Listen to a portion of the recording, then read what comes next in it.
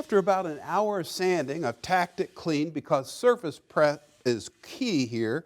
And what I'm doing on the inside, I'm using these little hard maple plugs, it's like a cork in the bottle right there, to fill the counterbore holes.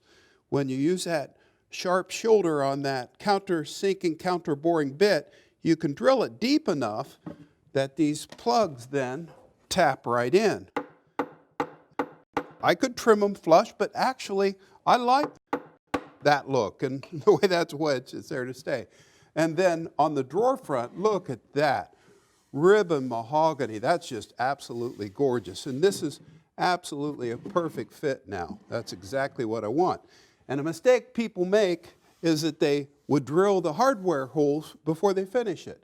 And you're going to get drips and runs around those holes. So let's get into a finishing workshop. And the truth is, just for fun, what's the number one mistake people make when they apply finishes? They don't do it in the right temperature. Should be between 70 and 80 degrees. What's the number two mistake? They don't stir the finish properly. And this is a blended urethane oil product. And you never shake it. Okay, so that's stirred properly. And then what I can do with a clean bucket, I just decant that out. And I never pour all the finish in because there are going to be some solids in the bottom. Now, with a natural bristle brush, watch this mahogany just absolutely come alive. Here we go. And some folks say, you need gloves. I'm not getting it on my hands the way I'm working with this. So I'm being thoughtful and careful. I need gloves when I clean it up. And that right there, ladies and gentlemen, is why I work with wood. The designs are important, but it's the grain, it's the color, it's the story of that ribbon and the decades it took to grow that I really admire. And then, why do you take the time to dovetail a joint? I'm going to show you. Look at this.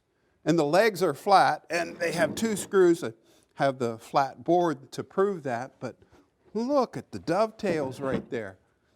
Okay, let me pull that out just a hair. Isn't that grand? Absolutely. That's a hallmark of fine furniture right there.